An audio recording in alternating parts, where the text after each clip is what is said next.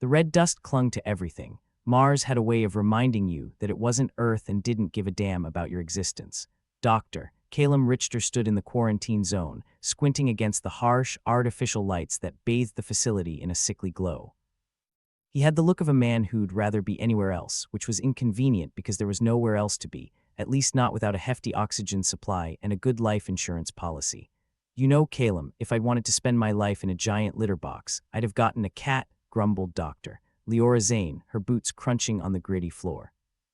She was the leading expert in xenobiology, and her disdain for the current predicament was matched only by her disdain for processed Martian food.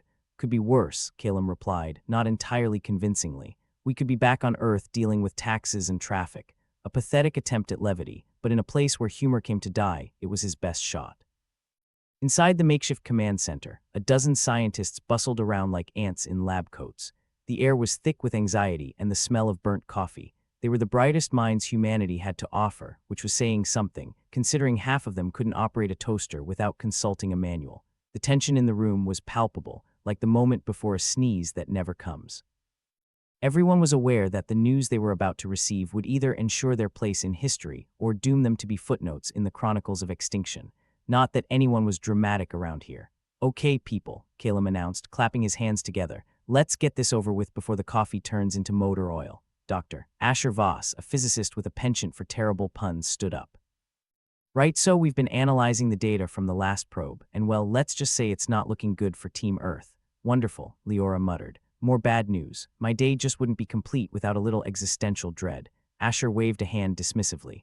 Oh, it's not all bad, just mostly bad. We've picked up some interesting signals from what we believe is a gravity weapon. Calum raised an eyebrow. Define interesting, and by interesting, I mean not likely to kill us all in our sleep. Well, Asher continued, leaning over the console like a man who knew too much and wished he didn't. It seems someone or something has taken a keen interest in making Earth the site of their next intergalactic wrestling match. Great, Calum grumbled. First the lockdown drills, now space WWE. Can this week get any better? Leora cut in, her sarcasm as sharp as a Martian winter. So what are we talking about here? The moon getting a little too friendly with the ocean, or are we about to be squished like a bug under a boot? Asher shrugged, a futile gesture in zero gravity. Depends on how you define squished. If by squished you mean reduced to subatomic particles, then yes, there's a small chance of that. Calum sighed, running a hand through hair that seemed to have given up the will to stay attached. All right, let's assume for a moment that this isn't just another cosmic prank. What the hell do we do about it? We need to figure out how to neutralize it, Asher said, his voice carrying a mixture of hope and desperation. If we don't, it's game over, man, game over, Leora snorted. And here I was worried we might all die of old age. Shows what I know. Start working on a countermeasure, Calum ordered, trying to muster some semblance of resolve. And find out who else knows about this. We can't be the only ones who've picked up the signal. The team dispersed, each member returning to their station with the single-minded determination of people who really didn't want to die. Calum watched them go, trying not to dwell on the fact that the fate of the entire planet might rest in the hands of people who thought quantum was just a fancy way to say complicated. As the hours dragged on, the atmosphere in the facility shifted from grim determination to a kind of resigned acceptance. Dr. Miranda Kerr, the team's communications expert, approached Calum with a weary smile. Got some good news. Managed to establish contact with Earth. Do they know? Calum asked, though he already knew the answer. About as much as we do, Miranda replied, her eyes reflecting the fatigue of 100 sleepless nights. They've got their top people working on it too. Their top people, huh? Calum said with a hollow laugh. Pity they didn't send them here instead, Miranda shrugged. Can't blame them. Would you want to be here, Taché? Calum conceded, turning his gaze back to the screens that displayed the ominous readings in garish detail. Let's just hope someone down there figures it out before we're all turned into meat paste. The hours bled into days, and the days into a blur of caffeine-fueled research and frantic calculations. Calum found himself spending more time in the lab than he cared to admit, poring over endless streams of data in search of a solution that remained stubbornly out of reach. In a rare moment of solitude, he found Leora sitting alone in the observation deck, staring out at the barren Martian landscape. He approached her, his footsteps echoing in the silence. You ever wonder, she said without turning to face him, if maybe we were better off not knowing? Calum snorted. Ignorance is bliss, right? But then we just die without warning. At least this way we get a heads up. Comforting, Leora replied dryly. They sat in silence for a moment, the weight of the impending catastrophe pressing down on them like the gravity they were trying so desperately to understand. "Think we'll make it?" Leora asked, a trace of vulnerability creeping into her voice. Calum shrugged, though the gesture felt hollow. "If there's one thing humans are good at, it's surviving against impossible odds." "You mean like cockroaches?" "Exactly like cockroaches," he said with a chuckle. "And who knows, maybe we'll get lucky. Maybe the aliens will get bored and decide they'd rather blow up Jupiter instead." "Here's hoping," Leora replied, managing a small smile. Their reverie was broken by the blaring of alarms, the harsh sound slicing through the air like an executioner's blade. Calum and Leora exchanged a brief glance before springing into action, racing back to the command center. The room was in chaos, scientists scrambling to make sense of the new data pouring in from every screen. "What's going on?" Calum demanded, his voice cutting through the noise like a scalpel. Asher looked up, his expression a mix of excitement and terror. "We've got movement." "Movement?" Leora repeated, her tone skeptical. "What kind of movement?" Asher gestured to the main display, where a series of graphs and charts danced with frenetic activity. "Something's happening with the weapon." "Define happening," Calum said, his patience wearing thin. "It's activating," Asher replied, the weight of the word hanging in the air like a guillotine poised to drop. The room fell silent as the reality of their situation settled over them like a shroud. Calum took a deep breath, steeling himself for the inevitable. "All right," he said, his voice steady despite the turmoil inside. "Time to earn our keep. Let's figure out how to stop this thing before it turns Earth into a pancake." As the team dove back into their work, Calum couldn't shake the feeling that they were racing against time, their efforts a desperate attempt to stave off the end of everything they knew. Yet as bleak as the situation was, a small part of him couldn't help but marvel at the absurdity of it all. Here they were, a ragtag group of scientists on a barren rock millions of miles from home, trying to outsmart an alien weapon of mass destruction. Just another day at the office, Calum muttered to himself, the irony not lost on him. The hours ticked by with agonizing slowness, each second a reminder of their dwindling chances. As the team worked feverishly to devise a plan, Calum found himself drawn to the observation deck once more, seeking solace in the vast emptiness beyond the glass. The Martian landscape stretched out before him, a seemingly endless expanse of red and brown beneath a sky painted with the cold light of distant stars. It was a stark reminder of the fragility of their existence, a fragile oasis in the void of space. And yet, despite the odds stacked against them, Calum couldn't help but feel a flicker of hope. Perhaps it was the indomitable human spirit, or perhaps it was simply the desire to see another sunrise, but as he stood there, he found himself daring to believe that they might just have a chance. "Let's just hope we can pull a Hail Mary," he muttered, his breath fogging the glass. "Because if this is the end, I at least want a front row seat." With renewed determination, Calum turned away from the window and returned to the chaos of the command center, ready to face whatever lay ahead with the grim resolve that had brought humanity through countless trials before. Whether they succeeded or not was a question for another day, but for now, they would fight like hell to ensure that Earth remained more than just another battlefield in a war that wasn't theirs to win. Dr. Calum Richter stood in the makeshift command center, feeling every bit like a ringmaster trying to keep a particularly dangerous circus from imploding. He watched as Sable Voss, the resourceful engineer and notorious caffeine addict, tinkered with a console that, judging by the smoke, was only a few steps away from becoming the world's most expensive paperweight. "Anything?" Calum asked, rubbing his temples and wishing that Martian coffee didn't taste like someone had strained it through an old boot. Sable shot him a look that could melt the ice caps, if Mars had any. "Define anything. If by anything you mean sweet Martian bugger all, then yeah, we've got plenty of that." "Great," Calum muttered. "Just what we need, more nothing." Dr. Asher Voss, Sable's brother and the team's resident pun enthusiast, sidled over. "You know, they say in space no one can hear you scream.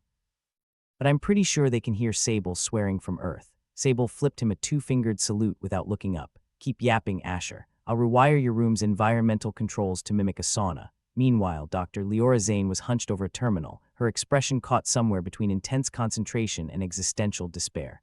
"I've got Earth on the line," she announced, her voice tinged with disbelief. "Or at least I think I do." The screens blinked and flickered, the image of a beleaguered Earth official appearing at random intervals like a digital ghost. "This is Control. Do you read us, Mars?" Calum exchanged a glance with Leora. "We read you, Control. Barely. What's going on down there?" The official's face distorted, frozen in a grimace that could have been frustration or constipation.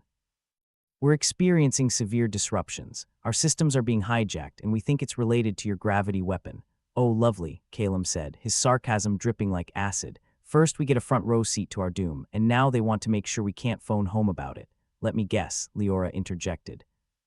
These disruptions aren't just your usual power outages, the official's voice crackled through the static. No, it's not just us. Global communications are going haywire. Satellites are going dark. Fantastic, Calum replied, resisting the urge to bang his head against the nearest wall. We're cut off and hanging out to dry. Rintali's, the enigmatic diplomat who had somehow ended up in their merry band of misfits, strolled over, her expression unreadable beneath a veil of practiced calm. Looks like we're on our own. Calum nodded, a grim smile playing at his lips. Looks like it, but hey, at least we won't have to worry about Earth telling us we're doing it wrong, Sable snorted. Small mercies, with the lines of communication fraying like an old rope bridge, Calum knew they needed a new plan. All right, team, let's think outside the box. How do we stop this weapon from turning Earth into a galactic pancake without any outside help? Asher scratched his head, looking like someone puzzling over a particularly difficult crossword. Maybe we can. Careful, Sable interrupted. You might strain something. Ignoring her, Asher continued. Maybe we can find a way to disrupt the weapon's power source. You know, pull the plug and see what happens. A sound plan, Rin said dryly. Provided we don't accidentally blow ourselves up trying, Calum sighed. Well, nobody said saving the world would be easy, or safe, or sane, or possible, Leora added, her tone as sharp as ever. The command center buzzed with barely restrained chaos as everyone set about their respective tasks. Calum watched them with a blend of admiration and exasperation. They might be a ragtag group of scientists and engineers stranded on a desolate rock, but they were his ragtag group. The Iors wore on, the team working with the kind of frantic energy typically reserved for last-minute term papers. Sable's fingers flew over her console, her brow furrowed in concentration. You know, she said, breaking the silence, I'm starting to understand why people have midlife crises. If we make it out of this, I'm buying a sports car or a planet. Calum chuckled. I'd suggest Mars, but the resale value is terrible. Damn it, Sable muttered, frustration etched into every line of her face. Problem? Calum asked, though he already knew the answer. More like a minor apocalypse, she replied. The power source is deeply embedded. It's like trying to defuse a bomb strapped to a rabid badger. Asher chipped in, ever the optimist. Just think of it as a really aggressive puzzle. Not helping Asher, Sable shot back. The clock ticked relentlessly onward, a constant reminder of their precarious situation. Calum felt the weight of responsibility pressed down on him like the gravity they were supposed to be outsmarting. There were no easy answers, no simple solutions. Just a long, uphill battle against an unseen enemy with the fate of Earth hanging in the balance. In a rare moment of quiet, Rin joined Calum, leaning against the console with an air of effortless grace. You all right? She asked, her voice soft yet steady. Never better, Calum replied, his tone laced with irony. I'm just thrilled about the prospect of being remembered as the guy who almost saved the world. Rin's lips twitched in amusement. Almost only counts in horseshoes and hand grenades. True enough, Calum conceded. But who knows? Maybe our luck will turn. We can hope, Rin said, her gaze distant as she contemplated the vast expanse of space beyond. As the team continued their desperate efforts, the atmosphere in the command center shifted from blistering urgency to something closer to grim determination. They were out of their depth and out of options, but they refused to give up, fighting with every ounce of ingenuity and stubbornness they possessed. All right, Calum announced, his voice cutting through the tension like a knife. Let's focus on what we can control. Sable, keep working on that power source. Asher, see if you can come up with a backup plan. Leora, Rin, you're with me. We'll figure something out, we always do. Always, Leora echoed, though her skepticism was palpable. Calum forced a smile, the kind that felt more like a wince. Remember, folks, the universe might hate us, but that doesn't mean we have to go quietly. With a renewed sense of purpose, they returned to their work, refusing to be cowed by the enormity of their task. If they were going down swinging. Iors blurred together as they labored under the oppressive weight of impending doom, each of them driven by a combination of fear, determination, and sheer bloody-mindedness. Sable's hands moved like lightning over the console, her expression one of fierce concentration. Got it, she announced suddenly, her voice cutting through the haze of exhaustion. I think I've isolated the power source. It's not pretty, but it might just work. Define might, Calum said, hope and trepidation mingling in his chest. Sable shrugged, a gesture that spoke volumes. Might as in we have a snowball's chance in hell, but it's better than nothing. Then let's do it, Calum said, determination hardening his voice. It's now or never. With the plan in motion, the tension in the room ratcheted up to near breaking point. They were gambling everything on a long shot, a desperate bid to save Earth from an enemy they couldn't even see. Here goes nothing, Sable muttered, her fingers poised over the console like a pianist about to play the most important piece of her life. As she initiated the final sequence, the command center was plunged into a tense silence, broken only by the hum of machinery and the occasional nervous cough. They watched the screens with bated breath, each second stretching into an eternity. At first, nothing happened. The same streams of data continued to scroll across the monitors, the same ominous readings mocking their efforts. Then slowly but surely, the numbers began to change. What had once been a steady, unyielding stream of doom began to waver, the patterns shifting like a kaleidoscope. "It's working," Asher said, barely able to keep the disbelief from his voice. Leora let out a breath she hadn't realized she'd been holding. "I'll be damned," Calum felt a surge of adrenaline, a mix of relief and disbelief coursing through him. "Don't celebrate just yet. We're not out of the woods." Rin nodded, her eyes fixed on the screens. "But we're closer than we've ever been." As the team worked tirelessly to stabilize the situation, Calum allowed himself a moment of cautious optimism. They were still a long way from victory, but for the first time in what felt like an eternity, they had a fighting chance. "All right, people," he said, his voice steady and sure. "Let's finish this. We've got a planet to save." And with that, they plunged back into the fray, determined to see their mission through to the bitter end. They might have been stranded on a barren rock, a group of misfits fighting against insurmountable odds, but they were human, and that meant they wouldn't give up, not until the very last second. Whether they succeeded or failed was still uncertain, but they knew one thing for sure: they were going to give it everything they had. As the data continued to shift and change, the team worked with a new sense of purpose, driven by the knowledge that they were Earth's last, best hope, and maybe, just maybe, they could pull off the impossible. The air in the makeshift command center was as thin as the hope they clung to. Calum Richter rubbed his eyes, feeling the grit of Martian dust that had somehow infiltrated even their supposedly sealed environment. It was as if Mars itself was trying to remind them that they were decidedly unwelcome guests. Sable Voss was hunched over her console like a gambler at a slot machine, eyes darting across the screens as she nudged the keys with mechanical precision. "Who needs sleep when you have a caffeine Roman 4 and a death wish?" she muttered, the bags under her eyes resembling suitcases ready for a long haul. "Martian coffee does taste like a death wish," Asher Voss quipped from across the room, flipping through data projections like a magazine at the dentist. His cheerfulness was as steady as it was misplaced, but it was his superpower. "And here I thought you only tortured people with puns," Leora Zane said, her attention split between her own console and eavesdropping on the conversation. Calum stood, trying to ignore the creak in his knees that was becoming more pronounced with each passing ire. "All right, team, let's not pretend we're on a cruise ship. We need to focus. We've got a gravity weapon ticking like a bomb, and a planet full of people who'd rather not be flattened like galactic pancakes." Rin Tallies leaned against the wall, a picture of calm amid chaos. "I suppose this is where we find out if the hero's journey involves getting crushed flat." Calum almost laughed but settled for a grimace. "If we're heroes, I want a refund." The room's tension buzzed like a wasp, ready to sting at the slightest provocation. Everyone was working on borrowed time and borrowed patience. The machinery hummed, screens flickered, and in the background, a little red light on Sable's console suddenly blinked out of rhythm. "That's odd," Sable said, frowning at the console as if it had personally insulted her. "Getting some funky feedback on the power source. It's like someone's tickling it." "Tickling? Seriously?" Asher shook his head. "Maybe Mars has a sense of humor after all." Leora's brow furrowed as she leaned closer to the nearest monitor. "Except Mars isn't known for its jokes, unless the punchline is us getting killed." Calum's eyes narrowed, the chill in his spine not entirely explained by the malfunctioning air conditioner. "Heads up, team. We might have more than just a mechanical problem." "Sabotage," Rin suggested, her voice calm but edged with steel. "More like a bad practical joke," Calum said, his gaze sweeping the room for answers that weren't there. Except nobody's laughing. With that, the command center's atmosphere shifted from frantic productivity to a tense standoff. Calum couldn't help but admire the way everyone kept moving, kept working, despite the knowledge that one of their own might be a snake in the grass, ready to sink fangs into their fragile operation. "Keep your eyes peeled," he said, voice low, almost a whisper. "Trust no one and nothing, except maybe the coffee, even if it does taste like despair." Sable's fingers flew over the console, her mind working double time. "I'll start a diagnostic, see if I can trace back the hiccup." "Good," Calum replied. "And if any of you have a hunch, now's the time to share." Silence hung like a thick fog, broken only by the soft clatter of keys and the occasional grunt of frustration. It was like being in a library where the books were filled with the worst kind of suspense, life or death with no clear author to blame.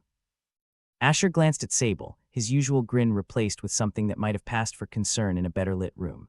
If this were a movie, now would be the moment where someone reveals their evil twin. "If only," Sable replied. "I could use someone else to take over for a while." The diagnostic results started pouring in, lines of code streaming across the screen like a waterfall of bad news. Sable's eyes flickered over the text, her expression unreadable. Tell me something good, Calum said, trying to keep the desperation out of his voice. Define good, Sable replied. I've got anomalous signals bouncing around like they're at a rave, but I can't pinpoint the source. It's like someone's playing hide and seek with their fingerprints. Leora pushed back from her console, her chair screeching against the floor. Fantastic, a ghost in the machine, or a very alive saboteur, Rin added, her voice cutting through the gloom with the precision of a scalpel. Calum nodded, feeling the weight of his next words. Which means we're already behind the 8-ball. We need to find them fast. A shrill beep interrupted the morose mood, snapping everyone's attention back to the screens. Sable's eyes widened as she registered the message flashing in garish red. System breach, she breathed, a mixture of awe and horror in her voice. Perfect, Asher said, leaning back in his chair. Always wanted to be in one of those thrillers where you don't know who's going to get bumped off next. Well, congratulations, Leora said dryly. You're living the dream, Calum's mind raced. 1,000 scenarios played out, each more catastrophic than the last. His responsibilities felt like a lead weight on his shoulders. Sable, cut off any external access. Let's not give them a bigger playground. I'm on it, she said, already moving, her fingers dancing across the console like she was playing the world's deadliest video game. Asher stood up, stretching his arms over his head. You know how to keep us entertained, Calum. I'll give you that. Glad I can oblige, Calum replied, his sarcasm as sharp as ever. Let's just make sure we get out of this alive, shall we? Rin shifted, her eyes unreadable. Maybe we should start looking at each other a little closer. Secrets have a way of coming out. You volunteering for a strip search? Asher quipped, trying to lighten the mood with his characteristic flippancy. Rin's lips twitched. Only if you promise to buy me dinner first. While the banter flowed, tension simmered beneath the surface like a pressure cooker ready to explode. They needed to find the traitor before the entire mission went up in flames, or worse, before Earth became just another cautionary tale against unchecked ambition. Calum broke the silence, his tone all business. All right, folks, we've got a mole, and we're going to smoke them out. Leora, double-check our internal logs. See if anyone's been where they shouldn't have. Already on it, Leora replied, eyes glued to her screen as she navigated through lines of code. Asher, see if you can mix up some of that magic you do. Any way we can set a trap or isolate the breach would be good. Trap an invisible man. Sounds like a party, Asher said, his enthusiasm a mask for the serious task ahead. And Rin, Calum said, turning to the diplomat whose presence was as much a mystery as the sabotage itself. Keep an eye out. You've got a knack for reading people. Rin nodded, her gaze steady. Don't worry, Calum, I'm watching. I'm so reassured, Sable muttered, her voice dripping with sarcasm, as if reassurance was the last thing anyone in the room could truly offer. The room seemed to hold its breath, a collective pause as each of them steeled their resolve. They were neck-deep in trouble, but if there was one thing Calum knew, it was that his team, ragtag as they were, had a stubborn streak a mile wide. And if Mars had taught them anything, it was how to keep fighting even when the odds were a joke no one was laughing at. Okay, people, Calum said, clapping his hands to draw focus. We've got a planet to save and a traitor to catch. Let's get to work. The tension in the room was thick enough to cut with a laser. They got back to work, each one driven by the knowledge that they were running out of time and allies, and that the only people they could possibly trust were standing right beside them, or were they? Iors crept by, punctuated by clicks of keyboards, hushed whispers, and the occasional loud curse when something wasn't working as expected, which, in their current situation, was pretty much everything. The harsh fluorescent lights beat down on them unrelentingly, and for a place designed to keep them alive, it felt awfully like a prison. Asher looked up from his screen, breaking the silence with a grin that wasn't entirely forced. You know, if we survive this, I'm starting a rumor that Mars is full of gold. That should keep people away for a century or two. Sable chuckled despite herself. If we survive this, I'm getting a tattoo that says never trust a rock. The banter was cut short by a sudden alarm blaring through the command center, its shrill tones like nails on a chalkboard. Everyone froze, eyes darting to the monitors, where the word structural compromise danced across the screens in crimson letters. Now what? Leora shouted over the din, her voice tinged with the edge of panic they all felt. Looks like someone decided to up the ante, Calum said, voice grim as he scanned the data. Compromising our airlock systems. If we don't fix this, we're going to have front row seats to our own funeral. Fantastic. Just what I needed, Sable muttered. Another reason to hate this place. Rin pushed away from the wall, moving with a grace that seemed to defy gravity. I'll check the north access corridor. See if I can spot anything. Calum nodded, mind racing as he considered their options, or lack thereof. Asher, you're with me. We'll see if we can manually override the system from the control panel. And what about me? Leora asked, eyes wide with a mixture of fear and resolve. Stay here and monitor the systems, Calum ordered. If anything else happens, you've got to let us know. Wonderful, Leora said, sarcasm her only weapon against the rising tide of chaos. They moved like shadows through the dimly lit corridors, the hum of failing machinery their only companion. The air was thick with the scent of ozone and the metallic tang of desperation. Calum felt every beat of his heart like a countdown, each step bringing them closer to either salvation or disaster. As they reached the airlock control panel, Asher set to work with the ease of someone who'd hacked more vending machines than he'd care to admit. I can probably override it, he said, fingers flying over the controls. But if our saboteur is any good, it won't hold for long. Just buy us some time, Calum said, his eyes scanning the corridor for any sign of movement. We've got to figure out who's doing this before they try again. A sudden clang echoed down the hallway, a metallic sound that sent shivers racing down their spines. They turned as one, eyes locking onto the source, a figure stepping into the light, a smug smile pulling at their lips. Well, this is cozy, said the interloper, their voice smooth as silk and twice as slippery. I see you found my little surprise. Calum's grip tightened on the nearest wrench, heart pounding in his chest. Who the hell are you? The figure chuckled, a sound devoid of humor. Just someone who prefers their planets uncrushed, thank you very much. Great, Asher muttered under his breath. A saboteur with a moral compass. Calum didn't lower the wrench, every instinct screaming at him to act, to protect his team and his mission. But before he could make a move, the figure stepped back into the shadows, their parting words echoing through the empty halls. Good luck, Commander. You're going to need it. With that, they were gone, leaving nothing but the lingering dread of what was still to come. The command center was a beehive of manic activity, and Calum Richter was the beleaguered queen trying to keep it all from falling apart. His team, a motley crew of cynics and coffee addicts, were each elbow-deep in crises of their own. The air was a soup of anxiety and Martian dust, and it was only getting thicker. All right, Calum said, slapping a schematic onto the table with enough force to spill Asher's lukewarm coffee. We have a deadline, folks. If we don't act fast, we'll be the first scientific team in history to be flattened by our own gravity weapon. Which, I have to say, feels like an anticlimactic end to years of academia. Sounds like a killer way to make the history books, Asher piped up, dabbing at the spreading coffee stain with his sleeve. Rin, who'd been lurking like a shadow in the corner, stepped forward, her expression as inscrutable as a Martian sunset. So we're going to use Mars as a shield. That's the plan, Calum replied, pointing at the crude drawing that was supposed to represent their genius solution. If we can harness enough resources, we might be able to create a localized field strong enough to counteract the weapon's pull. Or, Sable interjected, eyes bloodshot from caffeine overuse, we succeed and merely die a little slower. Either way, it's a win-win. Optimism suits you, Leora drawled from across the room, eyes glued to her console as if hoping the code would reveal their hidden saboteur. But shouldn't we focus on not dying at all? That does sound like a preferable outcome, Asher agreed, pulling up a holographic model of the weapon in the field. But we've got problems. Big ones, don't we always? Calum sighed, rubbing the bridge of his nose. Let's hear it. Resources, Asher said, voice dropping to a conspiratorial whisper, as if the very dust could betray them. We've got about as much raw material as a pop-up toaster. And that's assuming everything holds together, which, let's face it, isn't likely. And by holds together, you mean doesn't explode and kill us all? Sable asked, half joking, half praying. Precisely, Asher confirmed with a grin that suggested he was more amused than worried. Nothing like a high-stakes gamble with your life on the line. You could almost call it a Thursday. Rin, ever the pragmatist, leaned over the table, her eyes tracking the plan like a hawk. So what exactly do we need, and how do we get it without, imploding? Metal, Calum replied, using his fingers to tick off their growing shopping list. Conduits, capacitors, and a way to channel energy that doesn't involve us rigging a series of sparks and hoping no one sneezes. And where are we supposed to find all that on this red hellhole? Leora asked, mouth twisting into a sardonic smile. Do we just dig up Mars itself? Close, Calum replied, running a hand through his hair, which was conspiring to make him look like a mad scientist.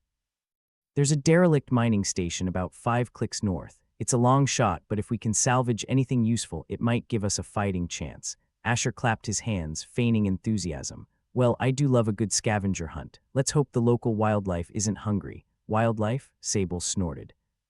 Unless Martian dust is carnivorous, I think we're good. But have you ever really looked at dust? Asher shot back, arching an eyebrow. I swear it's trying to get into my lungs just for kicks. Focus, people, Calum said, bringing the conversation back to the task at hand. Leora, I need you to keep an eye on any further breaches. If our mysterious friend decides to make another house call, I want to know about it. And if they do, she asked, already pulling up surveillance feeds with a practiced flick of her fingers. Invite them in for tea, Calum muttered. We'll need their help bolting this monstrosity together. With a plan in place, albeit one only marginally more hopeful than a death sentence, the team set about their tasks. Rin and Asher were tasked with making the trek to the mining station, their return as uncertain as the quality of Martian coffee. Calum stayed behind, poring over the calculations with Sable, who was scribbling furiously like a woman possessed. So, Sable said, breaking the tense silence. What do you think the odds are on this working? I've stopped trying to predict anything, Calum replied, tapping a finger on the table like it owed him money. But I'd say we're looking at about a 50-50. We either save the day or we leave a really interesting crater. Optimistic as ever. Hey, you've got to aim high, right? Calum shot back, trying to inject some levity into the oppressive atmosphere. Besides, if we pull this off, we might just get an asteroid named after us. Yeah, Sable said, her eyes flicking up to meet his, a glint of mischief in them. The Sable Calum Memorial Rock. Catchy, Calum chuckled, despite the weight of their impending doom. If nothing else, our names will be immortalized. Ayers passed with all the grace and speed of a Martian sandstorm. The command center's lights flickered ominously, a reminder that even electricity wasn't something they could take for granted. Calum's eyes were gritty from lack of sleep, but he forced himself to focus. The stakes were too high for him to drift off. The door hissed open, and Rin stepped in, dust swirling around her like she was some kind of avenging Valkyrie. Asher followed, laden with enough scrap metal to start his own junkyard. Good news, bad news, Rin announced, dropping the salvaged components onto the table with a clatter. Good news, we found some stuff. Bad news, most of it's older than the concept of optimism. Ah, vintage, Asher quipped, wiping sweat from his brow. They don't make them like they used to. Shame, Calum said, eyeing the pile with a mix of hope and resignation. We'll have to make do. Let's start piecing this together. The Ayers bled into one another as the team worked like miners in a coal shaft, each one shoveling their weight against the rising tide of inevitability. Sable and Calum were neck-deep in the gravitational schematics, their hands moving with the precision of a bomb squad. You know, Asher said, from where he was struggling to weld two uneven pieces of metal together, if we survive, I'm going to open a bar called Mars Bars, drinks on me. I'll drink to that, Rin replied, her voice muffled behind a mask as she soldered wires with an intensity that suggested she was channeling her inner artist. Assuming we don't get squished into oblivion. Such confidence, Calum grinned, his fingers tapping furiously against the console. Let's just make sure we all get to have that drink. As the clock ticked down, a sharp beep from Leora's corner cut through the frenetic energy like a knife. Her eyes widened and she swung around in her chair, the motion so sudden it nearly toppled her. Guys, she said, voice pitched higher with stress. I think we've got a bigger problem. Define bigger, Calum replied, not looking up from the ominous blueprint glowing on his screen. The gravity weapons activation sequence just started, Leora said, her fingers skimming across her console as she fought to keep up with the data streaming in like a digital waterfall. We've got less time than we thought. Perfect, Sable muttered, eyes narrowing as she absorbed the bad news. Just when I was starting to enjoy this little vacation. Calum's stomach dropped, but he forced himself to stay focused. All right, team, let's put all this scrap to use. We've got to turn this around. The room was tense, silent, but for the hum of failing machinery and the clatter of makeshift tools. They worked with a singular purpose, each member of the team a cog in the machine of their own salvation, or their doom. How's it looking over there, Sable? Calum asked, trying to keep the frustration from his voice as he battled with another malfunctioning circuit. Like a cat walked over the keyboard, Sable replied, grimacing at the mess before her. But if this works, I'm getting that tattoo. And if it doesn't, Leora asked, her voice a mix of sarcasm and genuine concern. Then I'm getting a different kind of ink, Sable shot back, her laughter tinged with desperation. Something like death by gravity. Cheery, Rin commented, glancing over from where she was splicing wires with the precision of a surgeon. But let's aim for the first option. Asher's voice floated over from somewhere beneath a heap of parts. You know, if we do survive, I'm going to miss this dust. Stockholm Syndrome, Calum said, straightening and rolling his shoulders. It's a real thing. The minutes dragged on, each one a marathon of stress and barely contained panic as they raced against the clock. The air was thick with the smell of sweat and metal, the tang of their efforts hanging heavy in the enclosed space. Finally, with a triumphant shout, Asher held up what looked like a cobbled-together radio tower, grinning like he'd just won the lottery. Ladies and gentlemen, I present to you the Martian defense system. Is it supposed to look like a pile of junk? Leora asked, one eyebrow raised in skeptical amusement. Absolutely, Asher replied, unperturbed. That's how you know it's good. All right, Calum said, clapping Asher on the back. Let's hope this pile of junk holds long enough to keep us breathing. With everything in place, or as close to it as they could manage, the team gathered around the central console. The fate of their mission, their lives, and possibly Earth itself rested on the haphazard contraption they'd created from the bones of a ruin. "Ready?" Calum asked, his finger poised over the final switch. "Not even a little," Sable admitted, but her voice was steady. "But let's do it anyway." Calum flipped the switch, a sense of finality settling over him like a shroud. The machinery hummed to life, a sound that somehow managed to be both hopeful and terrifying. "Here goes nothing," Rin murmured, her eyes glued to the monitor as the field began to form. The room held its collective breath, each member of the team willing the contraption to work. For a brief, agonizing moment, nothing happened. Then slowly, like a dawn breaking over the Martian horizon, the readings began to stabilize. "It's holding," Leora said, incredulous and relieved in equal measure.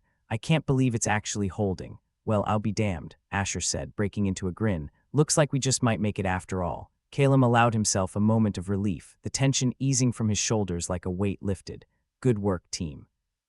Now let's make sure it stays that way." The battle was far from over, but for the first time in what felt like forever, there was a glimmer of hope. And on Mars, that was brighter than any sunrise. The Martian command center, or what passed for one, had all the warmth and charm of a morgue. Dust coated everything, from the flickering consoles to the tired faces of the crew. It was a grim reminder that on Mars, even the dust was out to get you. The silence that followed their initial success was almost reverent, until reality smashed through like a drunken uncle at a wedding. "It worked," Asher crowed, all teeth and optimism as he punched the air. "We're heroes. Don't start naming your firstborn after yourself just yet," Sable interjected, her voice a mix of sarcasm and weariness. "Something's bound to go wrong." As if on cue, the lights flickered ominously, casting everyone in a deathly pallor. The machinery's hum turned into a low whine, the kind that suggested it was seriously considering giving up on life. "Speak of the devil," Rin muttered, her expression one of resigned exasperation as she fiddled with her console. "The system's about as stable as a one-legged stool on a bumpy road." Calum ran a hand through his hair, more out of habit than hope of making it look any better. "Well, we had a good run, 5 minutes of heroism and all. 5 more than most people get," Leora pointed out, her eyes glued to the data streaming across her screen. "But we've got a bigger problem." "Don't tell me," Calum said, leaning against the console. "The gravity weapon's getting impatient, like a caffeine addict at DCEF convention," Leora confirmed, her fingers flying over her keyboard. "The activation sequence is accelerating. We're running on borrowed time." Asher groaned, slumping back in his chair with all the grace of a deflating balloon. "Great, just when I was starting to plan my acceptance speech." "Hold on to that thought," Rin said dryly. "You might need it in the afterlife." Calum ignored the impulse to laugh or cry and focused on the task at hand. "All right, back to the drawing board. We need a fix, and we need it fast." The team split up, each member diving back into their respective roles with a mix of determination and desperation. It was like watching a group of mechanics try to fix a car with nothing but duct tape and good intentions. And on Mars, good intentions were about as useful as an umbrella in a sandstorm. "How's it looking, Sable?" Calum asked, glancing over at her station. Sable stared at her console with the same intensity one might reserve for a wild animal, like a math problem from hell. "If this thing had a soul, I'm pretty sure it would be on fire." "Comforting," Calum replied, rubbing his temples. "Just do what you can." Time slipped through their fingers like sand in an hourglass, each grain a reminder of their impending doom. The room was filled with the sound of frantic typing, the clatter of tools, and the occasional curse. If there was one thing Mars had taught them, it was that survival was a team sport, one where the rules were constantly changing. Guys," Leora's voice cut through the chaos, drawing everyone's attention. "We've got another problem." "Isn't that just the theme of the day?" Asher quipped, though his smile had more edge than humor. "This one's big," Leora continued, her expression grim. "The saboteurs back. They've infiltrated the system again." "Of course they have," Sable muttered, slamming her fist against the console in frustration. "Why wouldn't they?" Calum's mind raced, trying to piece together a plan from the tatters of their current predicament. "Can you trace them, Leora?" "I'm trying," she said, her voice tight with concentration. "But they're good. Every time I get close, they slip away like a damn ghost." "Ghosts, gravity weapons, and sabotage," Rin said, her tone dry as desert sand. "Just another day on Mars." Asher, never one to miss an opportunity for gallows humor, added, "I'm just glad no one's tried to murder us yet. Small blessings, right?" "Don't jinx it," Sable warned, her eyes narrowing at her brother. "We don't need any more help finding ways to die." Despite the tension, a flicker of amusement passed through the group. It was a brief distraction, but sometimes a laugh was all you had to keep from screaming. "All right, focus," Calum said, clapping his hands together. "We need to fix the shield and track down our invisible friend before we're all dust in the wind." "Got it," Leora replied, her fingers a blur on the keyboard as she continued her digital pursuit. The hours ticked by, each one a reminder of how little time they had left. The air in the command center was thick with tension, the kind that made every breath feel like a burden. But they pushed on, driven by a grim determination to survive against the odds. "Any luck, Rin?" Calum asked, glancing at her station. "Depends on your definition of luck," Rin replied, her voice tinged with fatigue. "I've managed to stabilize the shield for now, but it's like balancing on a knife's edge." "So, the usual then," Asher said, trying to inject some levity into the oppressive atmosphere. "Pretty much," Rin confirmed with a wry smile. "Just another day in paradise." Calum allowed himself a brief moment of hope. "All right, let's keep it together. We can't afford any more slip-ups." As if the universe had a personal vendetta against their optimism, the machinery let out a grinding sound that suggested it was considering unionizing. The lights flickered again, dimming to an alarming degree. "Not now," Sable groaned, her eyes darting to the malfunctioning equipment. "Come on, you piece of junk, work with me here. Remind me why we signed up for this again," Asher asked, though the question was more rhetorical than anything. "Because staying on Earth meant dealing with traffic," Leora replied, her focus unwavering as she continued to try and outmaneuver their digital ghost. "Right," Asher said, shaking his head. "Next time I'm taking my chances with the traffic." The room fell silent once more, each member of the team locked in a battle against time and technology. Every so often, the silence was broken by a muttered curse or the sharp snap of a tool hitting the floor. It was an exercise in futility, but they had little choice. Then, with a triumphant shout, Leora broke the silence. "I've got them where?" Calum asked, hope flaring to life like a match struck in the dark. "Right here," Leora said, pointing to the screen where a stream of code highlighted their saboteur's location. "Can we shut them out?" Rin asked, her voice a mix of anticipation and caution. "I'm working on it," Leora replied, her fingers flying over the keyboard with renewed vigor. The team watched in tense silence as Leora battled their unseen foe. It was a digital tug-of-war, each side vying for control in a struggle that was as intense as any physical confrontation. Sweat beaded on her brow as she fought to lock the saboteur out of their system. "Got it," Leora exclaimed, her voice triumphant. "Nice work," Calum said, relief evident in his tone. "Now let's see if we can salvage the rest of this mess." But before they could celebrate, the machinery let out a final, ominous groan before going silent. The lights flickered one last time, then died, plunging the room into darkness. "Well, that's not good," Asher said, his voice echoing in the sudden void. "No kidding," Sable muttered, her frustration palpable even in the dark. "We're not done yet," Calum said, his voice steady despite the setback. "Let's get this thing working and get the hell off this rock." The team scrambled to restore power, their movements guided more by instinct than sight. It was a desperate race against time, the kind where the prize was survival rather than glory. Finally, with a sputter and a whine, the lights flickered back to life, casting the room in a harsh, unforgiving glow. The machinery hummed to life once more, a sound that was both reassuring and ominous. "We're back online," Rin reported, her voice a mix of relief and fatigue. "For now," Sable added, her tone cautious, "but we need to be ready for anything." "Agreed," Calum said, nodding. "Let's finish this and make sure it stays that way." The team threw themselves back into their work, driven by a grim determination to succeed. It was a battle against the odds, but they'd come too far to give up now. Asher, ever the optimist, couldn't resist one last quip. "You know, if we survive this, I'm going to start a band, the Martian Misfits." Leora chuckled, her focus never wavering. "I'll be your first groupie. Count me in," Rin said, her voice laced with amusement. "Assuming we all live to tell the tale." Calum allowed himself a small smile. It was a fleeting moment of levity amid the chaos, but it was enough to keep them going. "Let's make sure we do," Calum said, his voice firm with resolve. The team worked in silence, each member a cog in the machine of their own salvation. It was a race against time, one where the stakes were as high as they could possibly be, but they'd faced impossible odds before, and they'd come out the other side. Mars was unforgiving, but so were they, and as long as they had breath in their bodies, they'd keep fighting, for survival for each other, and for the hope of a future beyond the red dust and despair. And maybe, just maybe, they'd live to see that future. The Martian command center still hummed like a broken fridge, but now that the lights were back on, it was easier to pretend they had some control over the situation. Calum took a deep breath, the air tasting faintly of ozone and desperation. "All right, let's keep this momentum going. Any wild ideas, anyone?" "I've got one," Sable piped up, her fingers dancing over her console like she was playing a particularly vindictive video game. "It's either genius or suicidal, but at this point I can't tell the difference." "Sounds promising," Asher said, grinning like a man with nothing left to lose. "Lay it on us." Sable spared a glance at her brother, her eyes a mix of irritation and affection. "You know how Martian dust gets everywhere. Like you take off your helmet and find it in your ears 3 months later. A constant reminder that Mars hates us," Rin chimed in, her voice dry enough to rival the Martian desert. Right, Sable continued, and while I was recalibrating the shield, I noticed the dust interacts with the weapon's energy field in weird ways. Calum frowned, processing the information with the speed of a computer from the early 2000s. Weird how? Weird like it disrupts the field. It messes with the energy in a way that could actually help us. It's like throwing sand in the gears of the universe's worst weapon, Sable explained, her excitement barely tempered by her usual sarcasm. So what, we get Mars to sneeze on it? Asher asked, half joking, half hopeful. Essentially, yes, Sable nodded, her expression serious. If we can harness enough of the dust, we might be able to disrupt the weapon's activation sequence.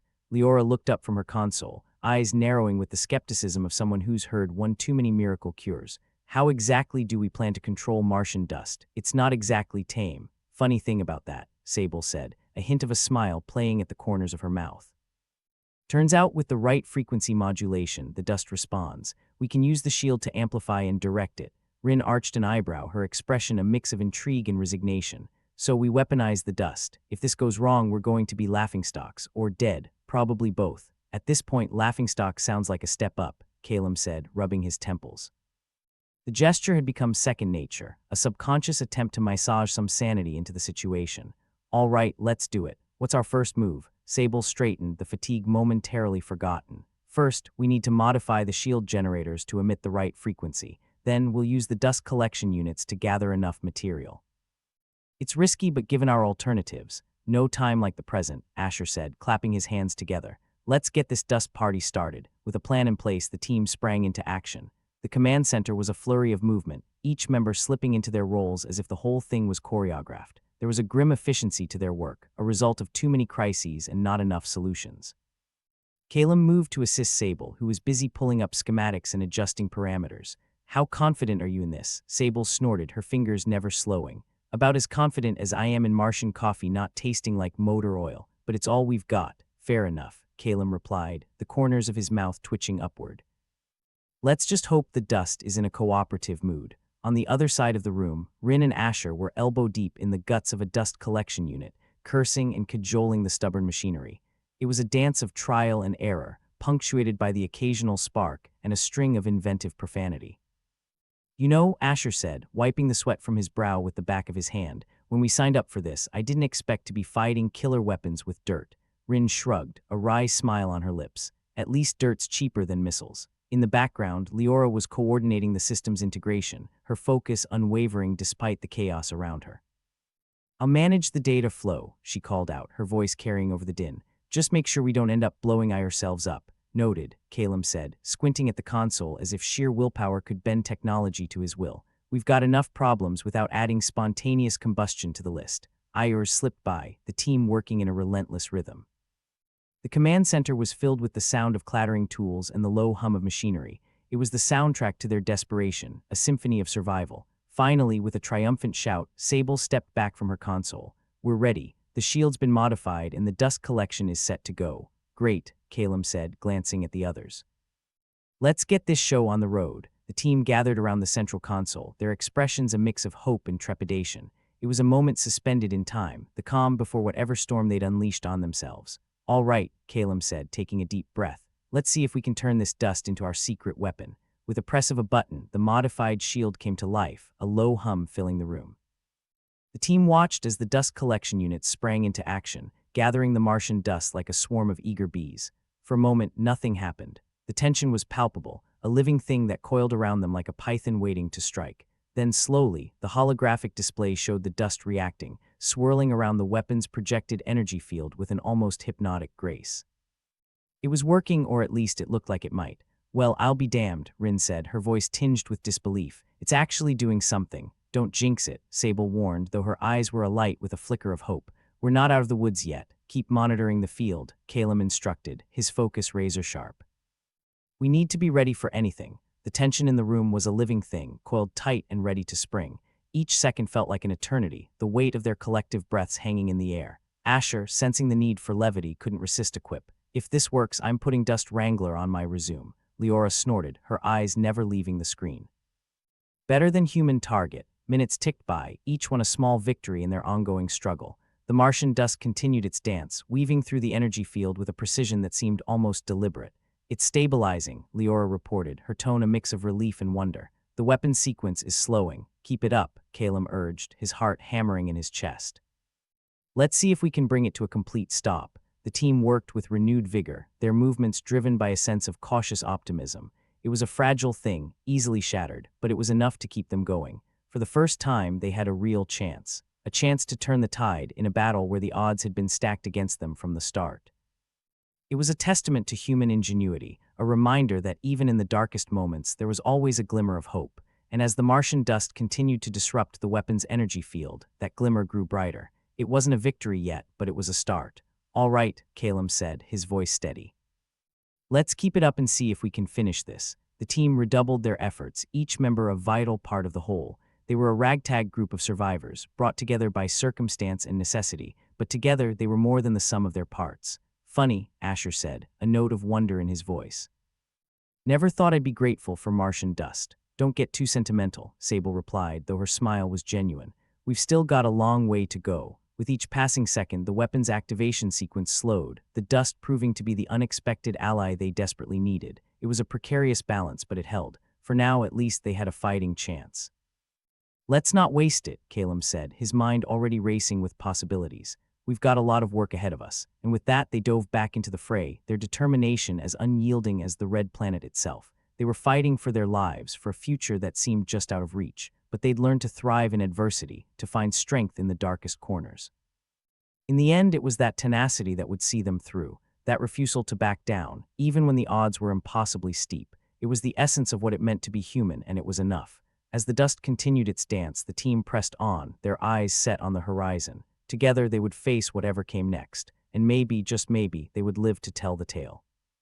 The command center was buzzing with the kind of tense anticipation only found in a casino at 2 a.m., the moment before someone's life changes forever. Calum Richter rubbed his temples hard enough to risk permanent indentation, wondering not for the first time what he'd done to deserve this dubious honor of leading a ragtag team of misfits in a cosmic game of chicken against an alien gravity weapon. All right, everyone, Calum said, his voice straining to maintain authority over the cacophony. Let's not get too comfortable. We've got a death ray to stop, and I'd rather not end up as cosmic graffiti. Speak for yourself, Asher Voss quipped, his hands a blur over the holographic controls. I love the idea of being infamous. Martian man who stopped a weapon with dust has a nice ring to it. Too bad you won't be around to enjoy it if it goes south, Rin Tallies replied, her dry tone cutting through the noise like a laser scalpel. Now let's focus. This is our one shot. Just like in the movies, Sable Voss chimed in, her fingers dancing over her console with the kind of dexterity that came from too much caffeine and too little sleep. Except with more dust and less budget. What I wouldn't give for a decent special effects team right about now, Leora Zane muttered, eyes glued to the screen. Or a miracle. The Martian dust, their unexpected savior, was swirling around the holographic display, doing its best impression of a cosmic ballet. It was working, at least as far as they could tell. The weapon's energy field flickered like a faulty bulb, and for a moment, hope seemed like more than a cruel joke. Look at that, Calum said, a rare note of optimism creeping into his voice. It's actually messing with the energy field. Maybe we're not so doomed after all. Don't jinx it, Leora snapped, not even bothering to look up. I've got enough bad karma without you adding to it. Asher chuckled, though it was more nerves than humor. If we survive this, I'm going to open a Martian dust business. Asher's astounding anti-grav dust. You'd probably make a killing, Rin deadpanned, if the dust doesn't kill us first. Stay focused, team, Calum interjected, trying to keep the banter from spiraling into full-blown nihilism. We need to adjust the shield's frequency to keep the dust in play. On it, Sable replied, her attention never wavering from the console. Her fingers flew, adjusting parameters with a precision that bordered on obsessive. The modified shield hummed, a low, thrumming heartbeat that set everyone's teeth on edge. The dust collection units were working overtime, vacuuming up the red Martian dirt and spewing it into the fray. Frequency modulation is holding, Sable announced, her voice tinged with cautious optimism. The dust cloud is stable. Good, Calum said, his eyes scanning the room. Just keep it that way until we're not dead. As if on cue, the holographic display showed the weapon's energy field continuing to flicker, the dust's interference throwing off its rhythm like a drummer having a seizure. It was a beautiful thing if you ignored the impending annihilation. We're actually doing it, Asher said, a mixture of disbelief and pride in his voice. We're stopping a gravity weapon with dirt. My high school guidance counselor would be so proud. Let's just hope it holds, Leora said grimly. I'm not in the mood for exploding into infinity today. That was last Thursday, Rin replied with a smirk. This week we're all about survival, very trendy. The seconds ticked by with agonizing slowness, each one a fragile thread binding them to the realm of the living. The command center was a hive of activity, everyone playing their parts in a symphony of desperation. It was messy, chaotic, and somehow exactly what they needed. Field still holding, Sable reported, the tension in her voice a palpable thing. We're actually pulling this off. Don't look so surprised, Calum said, though his heart was pounding like a jackhammer. Humanity's done crazier things, like colonizing Mars, Asher offered, a grin teasing his lips. Exactly, Calum replied, a ghost of a smile on his face. We thrive on the impossible. The weapon's activation sequence slowed to a crawl, the Martian dust proving more effective than any of them had dared hope. It was a precarious victory, but a victory nonetheless. Sequence is nearly halted, Leora said, her voice almost reverent. We might just make it. Let's not pop the champagne just yet, Calum cautioned. We've still got work to do. The team redoubled their efforts, driven by a fragile hope that was both exhilarating and terrifying. They were on the cusp of something incredible, but the stakes couldn't be higher. Think this'll be in history books? Asher asked, his tone light despite the enormity of their task. If there are any history books left, Rin replied, her eyes never leaving her screen. But if there are, I want credit for the idea. Credit, sure, Sable said with a laugh, but I'm holding out for the movie rights. Amid the gallows' humor and sarcastic jabs, they pressed on, determined to see this through. It was a testament not to their brilliance, but to their persistence, their refusal to let the universe have the last word. All right, Calum said, his voice steady and resolute. Let's wrap this up. You've got a planet to save. The command center was silent for a moment, a collective breath held as they waited for the final verdict. The dust continued to swirl, the weapon's energy field faltering under the relentless assault of particles. And then, like a miracle or a particularly satisfying plot twist, the sequence stopped. The gravity weapon, the unstoppable force that had threatened to wipe them out, was neutralized. We did it, Leora breathed, the disbelief in her voice mirrored by the expressions of her teammates. We actually did it. Of course we did, Asher said, his grin wide and unrepentant. Never underestimate the power of a stubborn human, or a stubborn Martian, Rin added, her own smile tinged with relief. Calum let out a breath he hadn't realized he'd been holding. For the first time in what felt like an eternity, the weight on his shoulders seemed to lift, if only for a moment. Well done, everyone. The team exchanged weary smiles, the adrenaline of near-death giving way to the exhaustion of survival. It wasn't over, it was never really over, but they'd won the day, and for now that was enough. Let's get some rest, Calum said, his voice gentle but firm. We've earned it. As the team dispersed, the tension of battle replaced by the camaraderie of victory, Calum allowed himself a small, private moment of satisfaction. They'd faced the impossible and emerged victorious, proving once again that humanity's greatest strength was its ability to endure. Even when the odds were stacked against them, they found a way to persevere.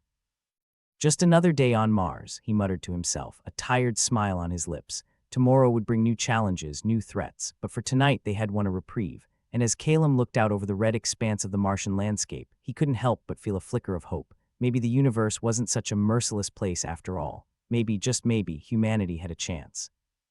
Here's to dust, he said softly, raising an imaginary glass to the stubborn grit that had saved them all, and to the crazy fools who made it happen. With one last look at the command center, Calum turned away, ready to face whatever came next. They'd proven they could stand against the darkness and win, and that was no small thing. In the end, it wasn't just the dust or the technology that had saved them. It was the people, their resilience, their humor, their refusal to quit, that irrepressible human spirit that refused to be silenced. And as long as that spirit burned bright, they would keep fighting, for themselves, for their planet, for the future, no matter what the universe threw at them next. To hell and back, he whispered, a promise to himself and to his team. Then he stepped back into the fray, ready to face whatever came next. As the dust settled, literally and metaphorically, on the Martian command center, Calum Richter took a moment to appreciate the orchestrated chaos that had somehow resulted in their survival. His team, this band of misfit geniuses, had pulled off the kind of stunt that would make a Hollywood scriptwriter weep with envy. Sure, they'd almost died in the process, but who was counting? Well, that's a wrap, he announced, trying to sound more confident than he felt.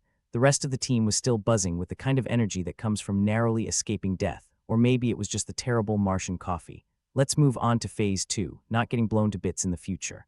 Always a good plan, Rin Tallis said, her dry tone undiminished by the proximity of their brush with annihilation. I prefer my atoms where they are, thanks. Asher Voss, whose charisma was rivaled only by his questionable sense of humor, leaned back in his chair, hands behind his head. So, are we officially heroes now, or is that status pending until the paperwork clears? We're whatever we want to be, Sable Voss replied, her fingers still twitching with the last remnants of adrenaline.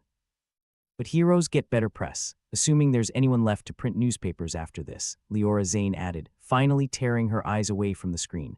Though I hear not dead yet makes for a compelling headline. Calum shook his head, a small smile tugging at the corner of his mouth. All right, let's focus. We've bought ourselves some time, but we still need to figure out how to make sure this doesn't happen again. Right, Sable said, her expression set with determination. We need to secure Earth's future, make sure humanity's around long enough to see the sequel. Think we can get a cameo in our own story? Asher asked, his grin unrepentant. Only if you stop with the jokes, Rin quipped, tapping at her console with a precision that suggested she might have been a world-class pianist in another life. We've got work to do. The team set to their tasks, the command center now a hive of purposeful activity rather than the desperate scramble of before. They needed to ensure that the shield technology they'd developed, with its reliance on Martian dust, could be replicated and put to use on Earth. But first they had to communicate with home base. Earth needed to know they weren't just playing at heroics out here with a death wish and a dust storm. Leora, how's the comm link? Calum asked, knowing full well that if anyone could get a signal through this red nightmare, it was her. Patchy but there, she replied, her fingers working their magic over the controls. Like trying to call customer service during peak hours but with more cosmic interference. Just get us a line, Calum said, his voice carrying a note of urgency. Earth needs to know we're not just sitting around playing cards. Roger that, Leora replied, a wry smile tugging at her lips. I'll let them know we're still alive and that we saved the planet with dust. Should go over well with the folks back home. As the link crackled to life, the faint voice of Earth's command center filled the room. This is Earth Command. Mars team, are you there? We're here, Calum said, trying to keep his tone businesslike despite the circumstances. We've neutralized the gravity weapon, at least for now. But we need to secure the tech and make sure Earth is protected. Copy that, Earth Command replied, a note of relief in their voice. We're patching you through to the right channels now. Stand by. Standing by, Rin muttered, because what we really need right now is more time to twiddle our thumbs. Patience is a virtue, Sable said, though the tension in her posture suggested she was anything but patient at the moment. Yeah, well, so is not getting squished by a gravity weapon, Asher added, his sarcasm a comforting constant in a day full of chaos. When Earth Command finally returned, they brought with them a plan. We're going to need you to send a detailed report on your findings and methodologies. The dust interaction is key. We need it replicated here. Understood, Calum replied, jotting down notes. We'll send over everything we've got, but you need to start prepping Earth defenses, just in case. Already in progress, Earth Command said. You've done incredible work, team. Your efforts won't be forgotten. Assuming we survive long enough to remember them, Rin added dryly after the connection ended. With the communication link established and Earth now in the loop, the team could focus on the task of securing humanity's future. It was no small feat, but then again, neither was stopping an alien weapon with a handful of dust and a prayer. They'd done it once, they could do it again. Right, let's get cracking on these reports, Calum said, feeling the weight of responsibility settle back onto his shoulders. We need to make sure Earth knows exactly what to do with Martian dust, besides letting it clog their air filters. That's going to be a bestseller, Asher said, already pulling up the files they'd compiled. How to Save Your Planet with Household Dirt, a step-by-step guide. Catchy, Sable said, giving her brother a wry look, but we need to focus on the technical specs. Make sure they understand how to replicate the shield frequencies. Already working on it, Leora said, her fingers flying over her console. Once we have this sent off, we can start on the next step, whatever that is. Hopefully something less life-threatening, Rin suggested, though she knew better than to hope for anything so mundane, not on Mars anyway. As they worked, the banter continued, a reassuring backdrop to the task at hand. They'd been through hell and back together and somehow managed to come out the other side. If that didn't build trust, nothing would. Think we'll get medals for this? Asher asked, his grin a familiar sight to the rest of the team. Only if they come with hazard pay, Sable replied, not missing a beat. Or free therapy, Rin added, her tone casual but her eyes serious. Once the reports were sent, Calum allowed himself a rare moment of relaxation. The immediate threat was over, and they'd done everything they could to secure Earth's future, at least for now. He looked around at his team, thinking of all they'd accomplished together. All right, team, he said, his voice carrying a note of finality. We've done what we came to do. Let's get some rest and then figure out our next move. Sounds like a plan, Leora said, stretching in her chair. Maybe next time we can save a planet without the impending doom. Not holding my breath, Rin replied, though her smirk suggested she wouldn't have it any other way. Calum watched as the team began to disperse, their footsteps heavy with exhaustion but light with triumph. They'd faced the impossible and come out stronger for it. It was moments like these that made him believe in the resilience of humanity, even if that belief was tempered by a healthy dose of cynicism. To tomorrow, he said softly, raising an imaginary glass once more, and whatever madness it brings. As he looked out over the Martian landscape, the red dust swirling in the thin atmosphere, Calum felt a sense of peace. They'd done the unthinkable and survived. For now, that was more than enough. And with that thought, Calum turned away from the view, ready to join his team in well-deserved rest. Tomorrow would bring new challenges, new threats, but they'd face them together. After all, they'd already proven that with enough grit and a little bit of dust, they could stand against the darkness. "Here's to humanity," he murmured, a rare smile on his lips as he walked away, "and all the crazy, wonderful things we do." As the door slid shut behind him, the last echoes of their victory faded into memory, the promise of tomorrow waiting just beyond the horizon.